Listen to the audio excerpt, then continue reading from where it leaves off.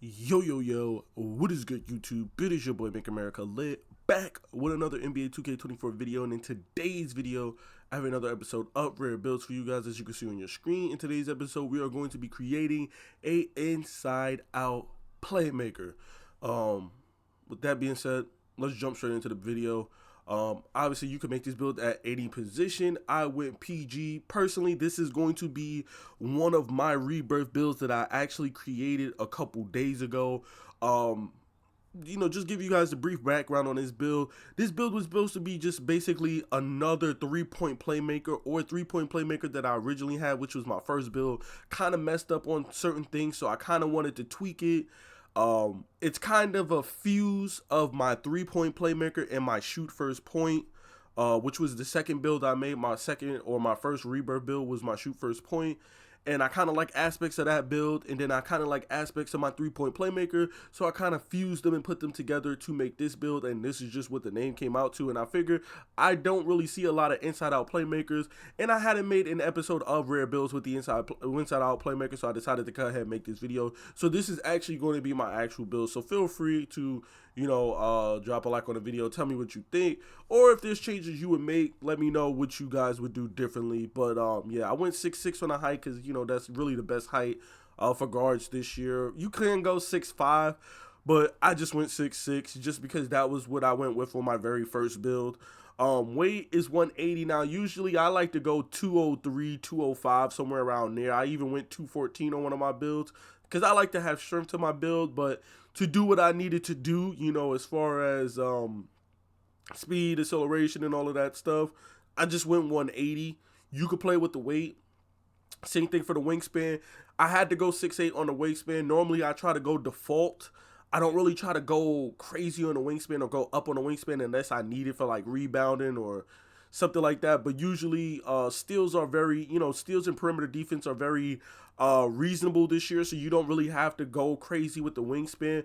But to get the 3-ball that I wanted, I went with a 6'8" wingspan. Like I said, you can tweak these to your liking. This is just what I went with for my personal template. And then these are the stats that I went with. Now, obviously, I went with an 87 drive and layup. Now, my first build, I did have a drive and dunk. I had a 73, but I never put it up, so it's like a 46. And you can still dunk with that. But I wanted drive and layup, okay? Drive and layup, you guys know how OP layups are, and if you play with me or see me play, then you know how crazy I go with like a 78 layup on that build. This build is going to have an 87 layup, so you're really going to really carve people up. It's not the 91 that I have on my shoot first point, which gives me access to, Kobe Bryant's layup package and, a little bit better badges like gold slithery and stuff. But it is enough to get the job done. You're going to have Hall of Fame Giant Slayer, silver fearless, silver slithery, gold acrobat, gold bunny, gold float, Hall of Fame pro touch, Hall of Fame scooper. But main badges that I need is like that Pro Touch, that Hall of Fame 2-step, Hall of Fame spin cycle. Those are the main badges I like to have. Pro Touch, 2-step, and float game. Those are the main badges that I really use, and slithery. You're not going to have gold slithery, which kind of sucks at 91 driving layup, but you can still get busy with an 87 layup. You could get busy with like an 85, 84 layup. You could also get busy with an 80 layup. If I'm getting busy with a 78, then you damn sure can get busy with a 87 if you know when to do hop steps, when to do euros, when to do spins. You can carve up in this game with even like a 77, 78 layup. So keep that in mind. That's just what I went with. 40 standing dunk, because you need a 40 to unlock those standing dunk, basic standing dunk animations. And I do trigger standing dunk animations quite a lot on a build with no drive and dunk. My drive and dunk is a 46.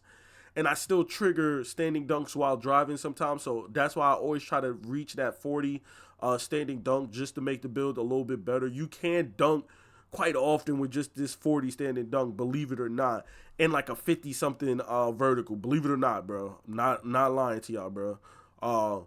Moving on. Now, my 3-point playmaker has a 72 mid-range. My shoot first point has a 92, and that's really just so that I can unlock better badges and stuff. I went with a 77 because that's just the default for this 92 3-ball.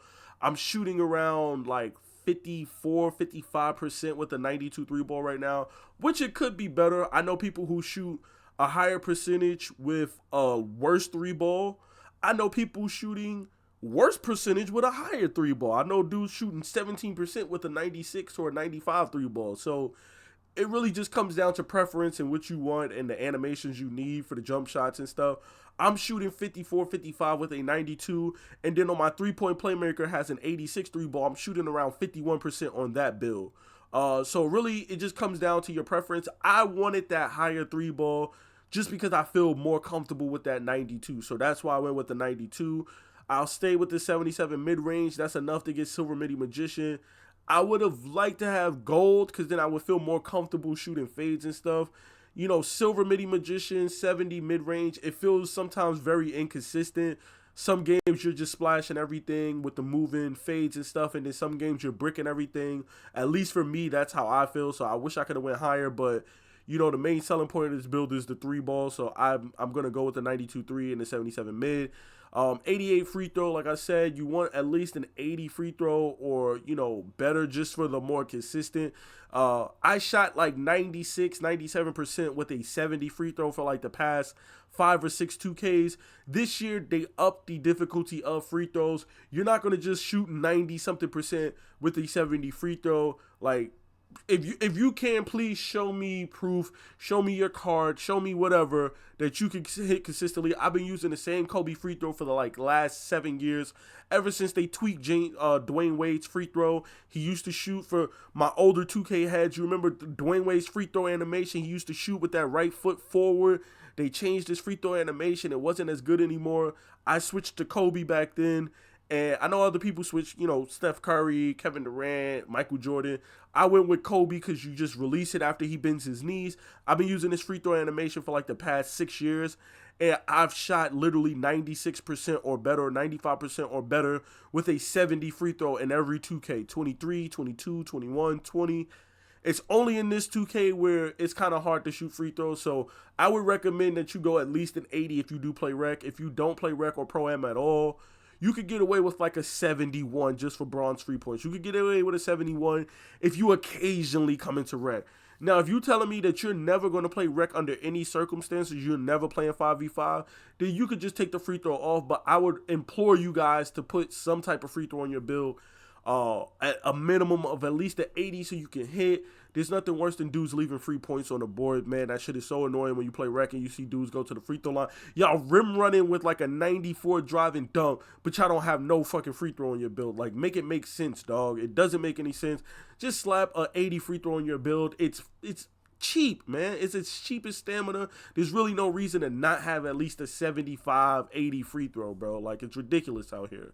Now, moving on to the playmaking, I did have a 91 pass accuracy on that build. I went down to an 87. 87 is valid. Like, yeah, you're going to miss out on silver bailout, but bronze bailout, in my opinion, is valid. I'm throwing bailout passes with a 77 pass accuracy on my shoot first point.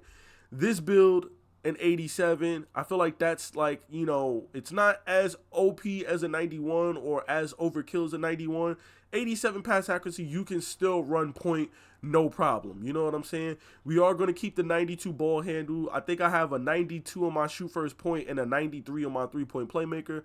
I went 92. I don't really need Hall of Fame ankle breaker. Although if you do care about that, you know, go up one more point to get that 93 for Hall of Fame ankle breaker. But me, this was valid enough. I just wanted to get, you know, blow by, speed booster. I wanted to get unpluckable on gold. That was the one major mistake that I made on my three-point playmaker, which was my first build. I had bronze blow by and like bronze speed booster because I didn't go high enough on the speed. I think I went 80 speed, 80 acceleration. And, you know, you're going to make mistakes. You know, I thought I could get by with bronze. And like I said, I do cook up with that build. But I would have liked to have had gold blow by and speed booster. I would think that build would be much better with those badges. So, you know, that's why I went 92 on the ball handle. And then obviously 83 speed with ball. I think I went 75 and like 78 or something like that. So that's why I don't have these badges on my first build. On that shoot first point, I do have these badges all gold, hyperdrive, speed booster, and blow by. And it's pretty nice, you know. So I kept these pretty much the same. The pass accuracy is the only major difference on that build for me. And then finally, I went 85 perimeter defense and 85 steal. Now, the reason why I went 85 perimeter defense and steal is because this is really all you need to play lockdown defense. I'm not going to lie to you boys. I don't have a single build that has a higher 85 perimeter defense. All my builds have 85 perimeter defense or 76 perimeter defense. I don't have anything higher than this. I do have a two-way inside-out threat, which is my lock build with a 93 perimeter defense, but I haven't even finished that build yet. You know what I'm saying? So people haven't even seen me on a 93 perimeter defense or a 91 steal. This is the max. I have a build with a 76 perimeter defense, no steal, and I'm getting hate mail and hate messages of dudes telling me that I'm trying hard. Dudes turning their mic on, like sending me voice messages telling me to kill myself and that I'm trying way too hard. Get off their dick. Like, why am I sweating and wrecking shit like that? And I'm like, dude, bro, I'm playing on a build with 76 perimeter defense, no steal. I can't even reach, and y'all sending me hate messages because I'm playing defense, bro. Like, all I'm doing is playing defense, man. Like, so if I'm getting messages like that, if you are a good defender, you can box somebody. Like, I mean, box somebody, send them to hell with an 85 perimeter defense.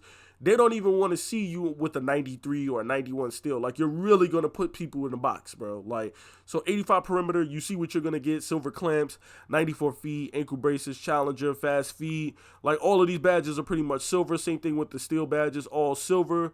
We're not going to go with any rebounding because we're going to be on the point. We're going to be on the perimeter at all times. So rebounding doesn't really matter. Moving on to the physicals, you see we'll have an 86 speed to get that speed booster and hyperdrive. Same thing with acceleration.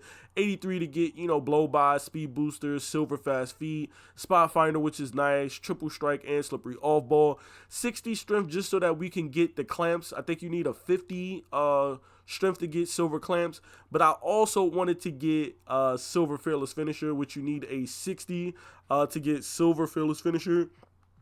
And we also have the 60 to get physical handles, which I have this badge on bronze, and then I think I have it like on gold on my other build because I have a 74 strength.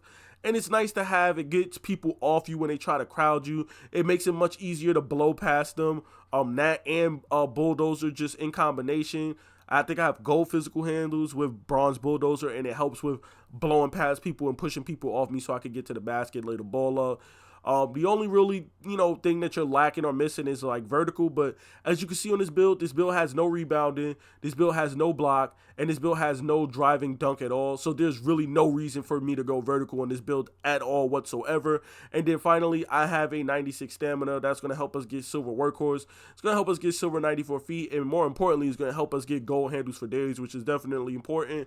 You don't want to be low on stamina when you're trying to shoot in this game.